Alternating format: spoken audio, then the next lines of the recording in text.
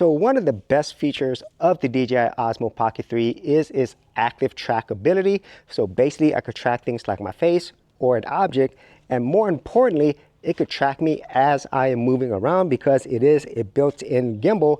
And then when I couple that with a wireless microphone with the DJI Mic 2 and also a selfie stand, tripod like stand with my Ulanzi MT-79, it gives me a really great setup that is lightweight, compact, but also very versatile and feature rich when it comes to creating like this. And so if you are somebody who likes to be out and about doing vlogging, traveling, and you also don't want to compromise on your ability to create and also the overall quality you're going to get, this is really a great thing to have with the Pocket 3 along with other accessories like this.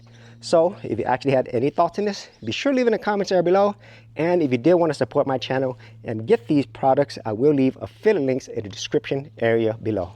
Hey geeks, if you are a brand new creator and you simply want something easy to get you started, well, I got something for you with my Creator Starter Kit. This is a super simple step-by-step guide that's going to take you from having no channel to developing your very first YouTube channel, along with ideas, thumbnail designs, and other creator tips, including marketing. And the best part is, all of this is free.